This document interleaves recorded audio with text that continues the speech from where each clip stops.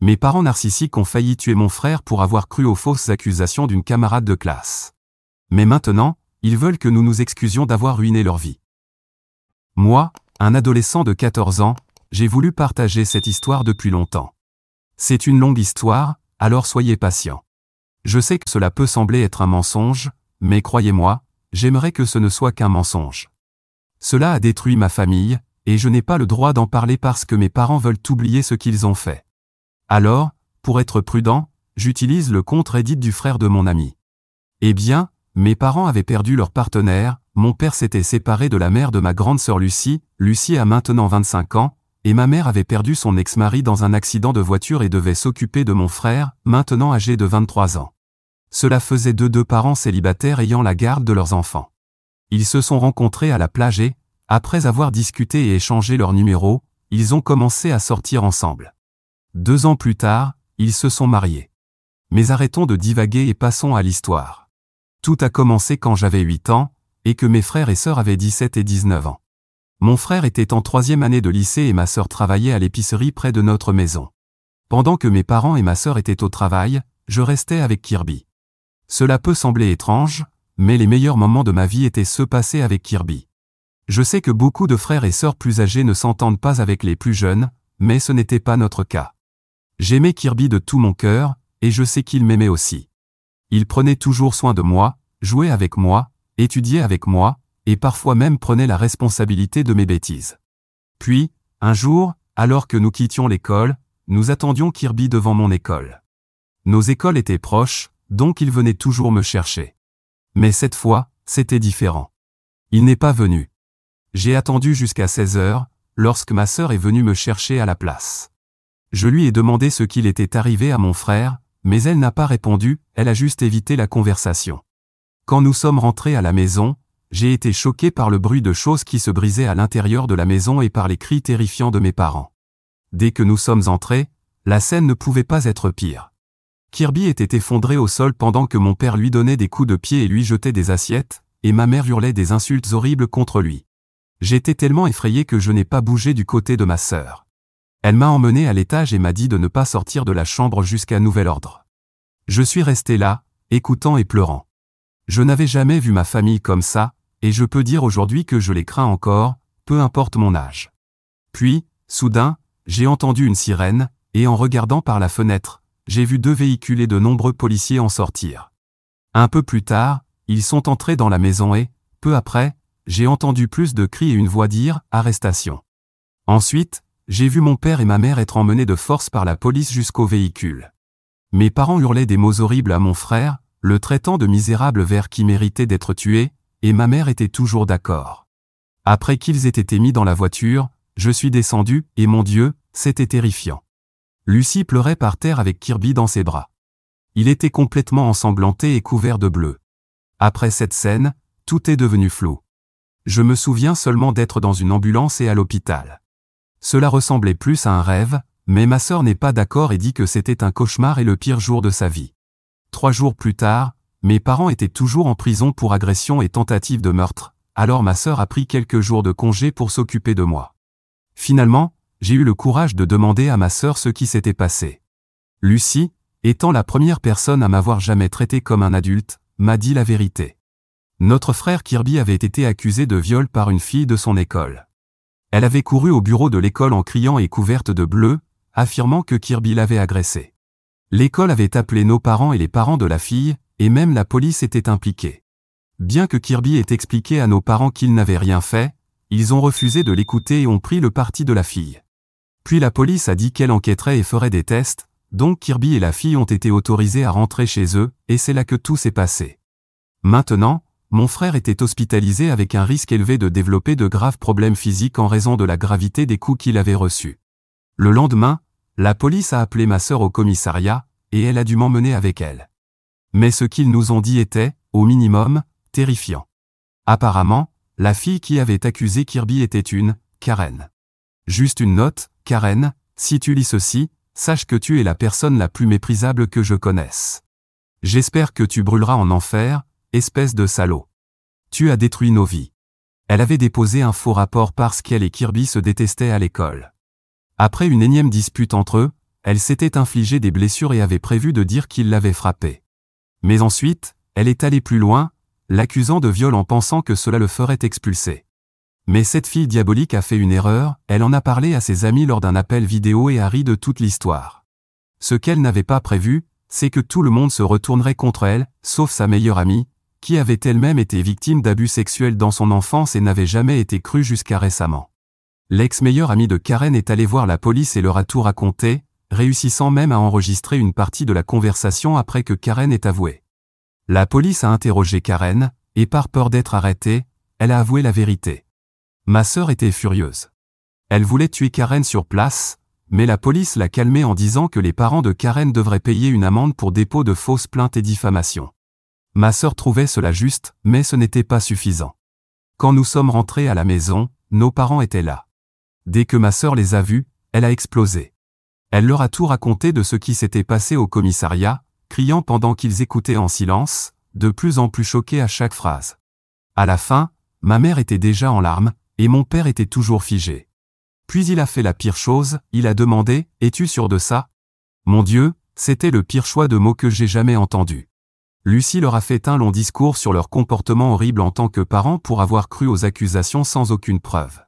Mon père a tenté de se justifier en disant que les paroles de la fille avaient beaucoup de poids, mais ma sœur l'a contredit en disant que sans preuve, ces mots ne valaient rien. Je sais que malheureusement, de nombreuses victimes de viol sont traitées de menteuses en l'absence de preuves, mais ce cas était différent. Karen a menti et trompé tout le monde pour une raison mesquine. J'espère que vous comprenez cela. Mon père était abattu après cela, et pendant plusieurs jours, la maison est restée silencieuse. Ce n'était plus pareil sans Kirby. Il était l'âme de notre foyer, gentil et joyeux avec tout le monde. À ce jour, je ne comprends toujours pas comment mes parents ont pu croire si facilement aux mensonges de Karen. Je les déteste pour ça, et je ne leur pardonnerai jamais. Après un long moment, Kirby s'est réveillé, mais seulement pour faire face à son corps brisé. Pour vous donner une idée, sa mâchoire était fracturée, il avait perdu 60% de sa vision d'un œil, son bras et son avant-bras étaient cassés, ses côtes étaient gravement endommagées et l'une d'elles avait failli perforer son poumon. Sa jambe était si abîmée qu'il ne pourra jamais marcher correctement sans assistance. Il a également développé un trouble de stress post-traumatique, TSPT, de la dépression et de l'anxiété. Mon frère n'a jamais été le même après cela. Il souffre toujours de douleurs intenses et doit prendre de nombreux médicaments sous contrôle médical. Il n'a pas parlé pendant des semaines, et quand on lui a retiré l'appareil qui maintenait sa mâchoire en place, cela n'a pas beaucoup changé. Il ne parlait que lorsqu'on lui posait une question, il ne disait rien même lorsqu'il avait faim, et il lui arrivait souvent de pleurer sans raison apparente. Je pense que c'était à cause du traumatisme. Je voulais le serrer dans mes bras, mais ses blessures étaient si graves que c'était risqué. À de nombreuses reprises, nos parents ont tenté de rendre visite à mon frère. Ma mère suppliait, et mon père voulait nous forcer à les emmener, mais ma sœur l'a interdit parce qu'elle savait que la dernière chose que mon frère voulait, c'était de voir nos parents. Elle leur a dit cela, mais ce n'était pas suffisant. Un jour, ma sœur ne pouvait pas lui rendre visite à cause du travail, et mes parents ont vu cela comme une parfaite opportunité pour rendre visite à mon frère en cachette. Je pense que dans leur esprit, ça ressemblait à ça, nous allons rendre visite à notre fils, nous nous excusons, il nous pardonne, tout va bien, et nous serons à nouveau une famille heureuse et unie. Grosse erreur. Dès qu'ils sont entrés dans la chambre, mon frère a poussé le cri le plus fort que je lui avais jamais entendu faire. Rapidement, les médecins et les infirmiers sont accourus pour essayer de calmer mon frère. Il a crié « Sortez-les d'ici. Ce sont des meurtriers. Ils sont venus pour me tuer.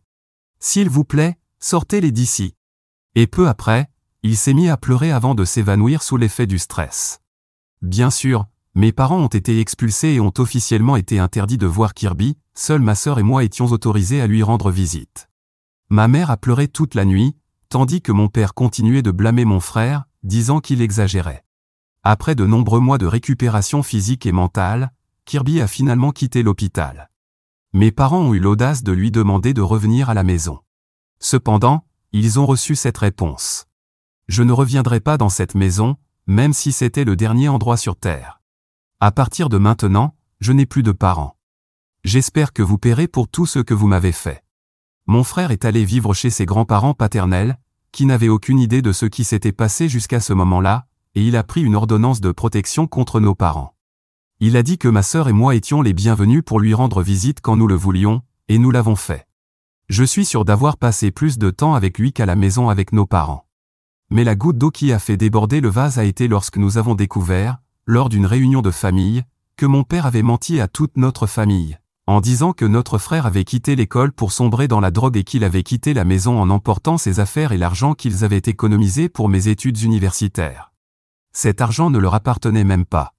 C'était Kirby et Lucie qui avaient économisé pour mes études. Kirby avait travaillé à de nombreux petits boulots, et maintenant il travaillait et économisait de l'argent parce que, selon lui, je méritais un meilleur avenir. Ma sœur et moi étions furieux. Nous avons dit toute la vérité à notre famille, qui était stupéfaite et extrêmement en colère contre notre père et notre mère. Les seuls qui ont soutenu nos parents étaient mes grands-parents paternels, qui ont dit « l'erreur est humaine » et que nos parents n'avaient rien fait de mal, qu'ils avaient juste honte de ce qu'ils avaient fait. Mais personne d'autre ne les a écoutés, et tout le monde a abandonné mes parents, tandis qu'ils sont partis chercher Kirby pour s'excuser. Petite anecdote, Kirby m'a appelé le lendemain, me demandant pourquoi des gens à qui il n'avait pas parlé depuis des mois venaient soudainement s'excuser auprès de lui, et il n'avait aucune idée de pourquoi. 1 an après l'incident, les parents de Karen se sont présentés à notre porte. Ils ont demandé si Kirby était à la maison, et quand nous avons dit non, ils se sont excusés pour ce qui s'était passé, puis sont repartis. Mais plus tard, j'ai découvert qu'ils voulaient en réalité payer les dommages et intérêts à Kirby, en lui donnant tout l'argent qui était destiné aux études de Karen et à sa voiture.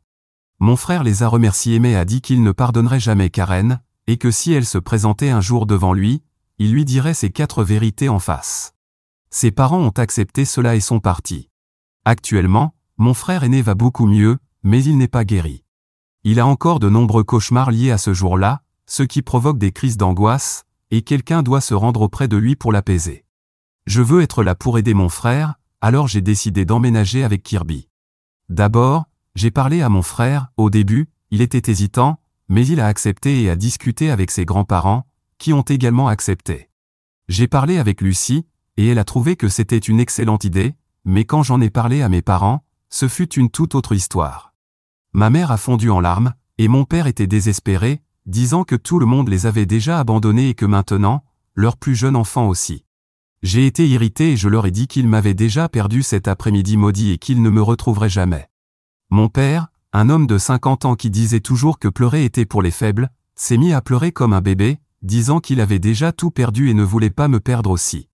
Je n'ai pas pu gérer la situation, alors j'ai quitté la maison et suis allé chez un ami pour me confier. Mon ami m'a soudainement grondé, disant que je ne devrais pas abandonner mes parents comme ça, mais son frère aîné, le propriétaire de ce compte Reddit, Steve, lui a dit qu'il ne savait rien et qu'il ferait mieux de se taire. Steve a dit que son frère avait l'esprit faible et que je devrais entendre davantage d'opinions de personnes différentes. Il m'a présenté Reddit et m'a demandé de poster cette question à la fin, que devrais-je faire, les gars? Mise à jour 1. Bonjour à tous. Beaucoup de choses se sont passées depuis que j'ai écrit ici pour la dernière fois. J'avais une question, mais grâce à vous et à vos commentaires encourageants, j'ai pris une décision.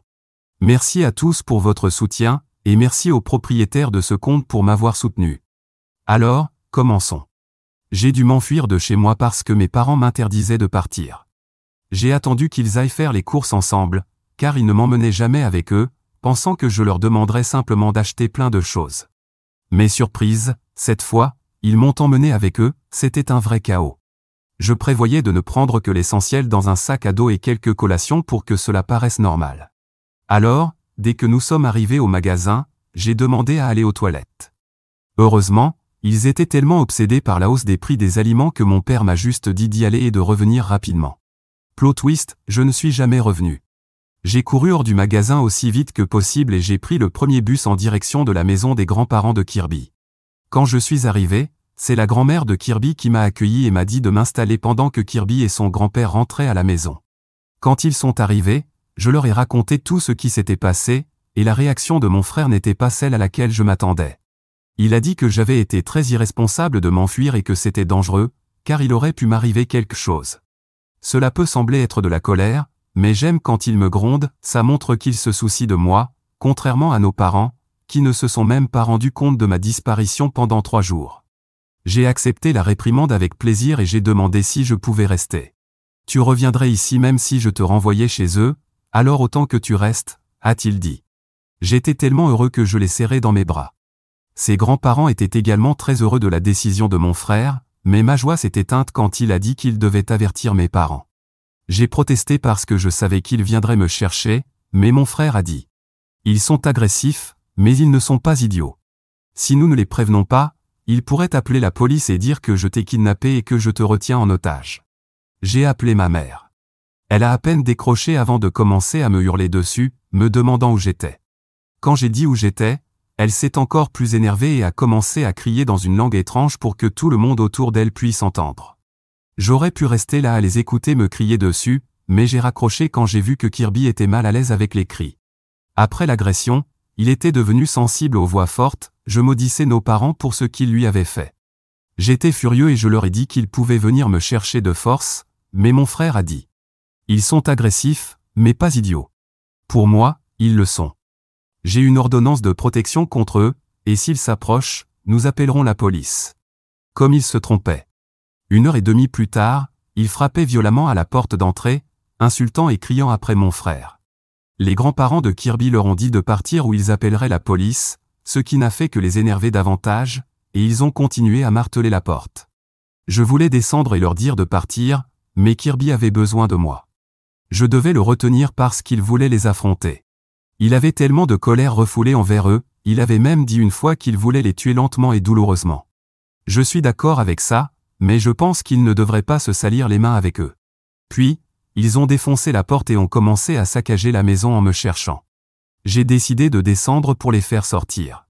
Je disais à mon frère de se calmer pour que je puisse descendre et le protéger. Puis, ma mère a poussé un cri, le plus fort que je lui avais jamais entendu, et mon père s'est tu. Après avoir convaincu mon frère de rester dans la chambre, je suis descendu, et la scène n'aurait pas pu être plus déchirante. Mon père était recroquevillé et tremblant sur le sol, tandis que ma mère était agenouillée sur lui, en pleurant et en l'appelant en vain. J'ai regardé les grands-parents de Kirby et j'ai vu que son grand-père tenait un tasé. Je pense que nous savons tout ce qui s'est passé, n'est-ce pas? Quand ma mère m'a vu, elle s'est mise à crier, « Tu vois ce qu'ils ont fait à ton père? Appelle la police, ils doivent être arrêtés. » J'ai répondu en disant que si j'appelais la police, celle qui serait arrêtée, ce serait elle pour avoir enfreint l'ordonnance de protection, mais elle m'a ignoré et a continué à crier qu'il fallait appeler une ambulance pour son mari. Nous l'avons ignoré et lui avons dit que dès que mon père se remettrait, il devrait partir et ne jamais revenir. Quand mon père est revenu à lui, il était étrangement silencieux, complètement abattu. Soudain, mon frère est descendu, et ma mère l'a immédiatement attaqué, menant à ce magnifique dialogue, une mère en colère contre un frère furieux. Elle a commencé à tout lui reprocher, disant que c'était à cause de lui que tous nos proches l'avaient abandonné, que ses enfants lui avaient tourné le dos. Puis, elle a commencé à jouer la victime, affirmant qu'elle n'était qu'une pauvre femme innocente qui allait à l'église tous les dimanches, une bonne personne qui ne méritait pas de vivre ça. Je ne sais pas ce qu'elle voulait dire par là, personne n'allait la plaindre juste pour ça. Kirby est resté silencieux pendant sa crise, mais ensuite, elle a franchi toutes les limites. Elle a dit qu'il devait s'excuser auprès d'eux pour avoir détruit leur vie et dire à toute la famille qu'il leur avait pardonné. C'était la goutte de trop. Kirby, fou de rage, l'a giflé si fort qu'elle est tombée au sol. Ma mère s'est remise à crier, mais Kirby lui a ordonné de se taire, sinon il lui casserait les dents avec le bout de sa canne. Puis il a lâché tout ce qu'il avait contenu pendant toutes ces années, sur leur misère, sur la façon dont ils avaient creusé leur propre tombe, et sur le fait qu'ils ne méritaient d'avoir personne autour d'eux. Il a ajouté que lorsqu'ils mouraient, il irait pisser sur leur cercueil. Ma mère est devenue encore plus furieuse et s'est relevée pour frapper Kirby, mais je l'ai poussé contre le mur. Elle s'est mise à me hurler dessus aussi, me disant que j'irais en enfer pour l'avoir abandonnée, et m'insultant en me traitant de gay dégoûtant qui allait brûler en enfer. Petite anecdote, je suis bisexuel, et j'ai eu la malchance de le dire à mes parents. Étonnamment, mon père l'a accepté, mais ma mère est entrée dans une rage folle, affirmant que j'irais en enfer et m'interdisant d'être bisexuel. Elle m'a même présenté à ses amis de l'église, ce qui était extrêmement gênant et a mis les filles très mal à l'aise. Le plus drôle, c'est que lorsque je l'ai dit à mon frère, il s'est simplement contenté de dire « Alors, tu vas me donner un neveu. Nous nous en sortirons bien. » Mon frère a commencé à chasser nos parents de la maison en leur demandant de payer les dégâts qu'ils avaient causés, sinon nous porterions plainte. Ma mère s'est mise à rire, disant que je n'aurais jamais le courage de dénoncer ma propre mère. Je lui ai répondu que s'il y avait bien une chose que j'avais, c'était du courage, et que je prendrais plaisir à la voir arrêter une fois de plus. Ma mère a essayé de trouver 1000 excuses, affirmant que nous n'avions aucune preuve, mais mon frère a souligné que leur seule présence était déjà une preuve suffisante, sans parler des empreintes digitales, des caméras de sécurité et des vidéos de l'incident. Finalement, elle a accepté sa défaite et ils sont partis. Mais avant qu'ils ne partent, mon frère voulait ajouter la cerise sur le gâteau. Alors que ma mère montait dans la voiture, Kirby a crié « Eh, salope, j'aurais préféré que ce soit toi qui sois morte à la place de mon père. » En réponse, elle lui a fait un doigt d'honneur et est montée dans la voiture en criant, ce qui a fait rire mon frère, ce rire victorieux qu'il pousse après une longue partie de son jeu vidéo préféré. Oui, c'était ce rire-là. Peu de temps après, notre sœur nous a appelés, disant que notre mère l'avait contactée en prétendant avoir été agressée par notre frère et qu'elle devait venir me récupérer pour me remettre dans le droit chemin. Ma sœur a dit qu'elle était très fière de moi d'avoir tenu tête à nos parents, et que Kirby aurait même dû casser sa canne sur leur tête. Maintenant, je vis avec mon frère, comme je l'ai toujours voulu, et c'est merveilleux. Il veut obtenir ma garde à tout prix et menace nos parents pour l'obtenir, que ce soit par des moyens légaux ou autres. Ma mère a dit qu'elle ne me laisserait jamais avec un agresseur, je pense qu'elle croit que le fait que je sois bisexuel est parce que mon frère m'aurait abusé. Ridicule, n'est-ce pas? Je pense que maintenant, il ne reste plus qu'à attendre qu'elle cède. Je crois que tout va bien se passer, car j'ai eu une conversation avec mon frère avant qu'il ne s'endorme. Il se demandait à quoi aurait ressemblé la vie si notre père était encore en vie. Je lui ai dit que peut-être que sa vie aurait été un peu meilleure, mais il a répondu, peut-être, peut-être pas. Si notre père n'était pas mort, peut-être que je n'aurais pas subi l'agression, mais alors je n'aurais pas mes 2 anges dans ma vie. Puis, il m'a embrassé sur le front. Je dois avouer que c'était tellement touchant. Je l'ai serré dans mes bras, je l'aime tellement, et je sais que nous nous protégerons l'un l'autre coûte que coûte. Merci infiniment à tous ceux qui m'ont soutenu. J'espère que personne n'aura jamais à souffrir ce que nous avons traversé. Et à ceux qui pensent que notre histoire est fausse, croyez-moi, j'aimerais que ce soit le cas. J'aimerais que nous soyons une famille aimante qui se soutient et se protège quoi qu'il arrive, mais non, cela ne peut arriver que dans mes rêves. À plus tard, tout le monde. Peut-être que je donnerai des nouvelles de l'issue du procès, alors d'ici là. Mise à jour 2. Merci beaucoup pour tout votre soutien. Croyez-moi, je vais bien, et mon frère va encore mieux, mais, bien, ne suffit pas pour lui. Il veut obtenir ma garde à tout prix et se bat contre nos parents avec tout ce qu'il a. Eh bien, je ne serai pas là juste pour vous dire que nous allons bien, alors passons à l'histoire. Nous passions un après-midi tranquille quand on a frappé à la porte, qui avait déjà été réparée par un ami du grand-père de Kirby. Je suis allé ouvrir et j'ai été très surpris de voir mon père devant moi. Je l'ai immédiatement chassé, mais il a dit qu'il voulait juste parler et ne voulait pas causer de problème. Je lui ai dit d'aller en enfer et que nous ne parlerions qu'au tribunal. Cependant, mon père a insisté, et les grands-parents de Kirby ont menacé d'appeler la police. Mais à notre grande surprise, Kirby a dit que nous devrions le laisser entrer. Nous l'avons interrogé, mais il a simplement dit que mon père était un idiot têtu et qu'il ne partirait pas facilement, donc autant le laisser entrer et en finir rapidement. Alors, nous l'avons laissé entrer, mais nous étions prêts au cas où il deviendrait agressif, ce qu'il n'a pas fait. Kirby s'est assis à la table de la cuisine. Nous sommes tous restés dans la cuisine par sécurité, et la grand-mère de Kirby filmait pour avoir encore plus de preuves que mon père avait violé l'ordonnance restrictive. La conversation s'est déroulée comme suit. Kirby, c'est très courageux de ta part de revenir ici après tout ce que tu as fait. Père, je suis désolé. Je jure que je paierai pour tous les dégâts. Kirby, payer, bien sûr, tu penses pouvoir tout résoudre avec de l'argent, n'est-ce pas? Mais je ne parle pas des choses matérielles, celles-là peuvent être remplacées. Ce que tu m'as fait est inestimable. Père, je sais, je suis désolé. Je jure que je donnerai ma vie pour revenir en arrière et faire les choses différemment. Kirby, ouais, mais malheureusement, tu ne peux pas remonter le temps, et les dégâts sont déjà faits. Tu m'as détruit, tu as détruit ta famille. Père, mais c'était un accident. Si tu nous avais dit la vérité dès le début, peut-être que les choses auraient été différentes. Kirby, encore des mensonges, espèce d'enfoiré. Tu ne voulais même pas m'écouter. Est-ce que tu te rends compte de ce que tu m'as fait? Tu m'as fait sentir que je ne méritais pas de vivre, tu m'as donné envie de mourir. Est-ce que tu as la moindre idée de ce que ça fait? Bien sûr que non, parce que tu es un foutu agresseur, et l'agresseur ne ressentira jamais la peur que la victime ressent, espèce de salaud. À ce moment-là, Kirby s'est mis à pleurer, mais c'était un cri de colère et de rancune qu'il retenait depuis toutes ces années. Mon père continuait de s'excuser en vain, mais mon frère a dit que la seule raison pour laquelle il voulait s'excuser n'était pas par remords, mais juste pour se sentir mieux. Cependant, mon père a continué à s'excuser tant et si bien que mon frère lui a donné un ultimatum à ce moment précis, même s'il était sur le point de faire une autre crise d'anxiété. Kirby, tu veux qu'on te pardonne? Alors voilà ce qu'on va faire. Tu vas me céder la garde de mon frère, tu vas payer pour subvenir à ses besoins, et tu ne tenteras plus jamais d'approcher ni moi, ni lui, ni aucun d'entre nous. Sinon, je te promets que je te ferai vivre un enfer. Mon père a accepté immédiatement.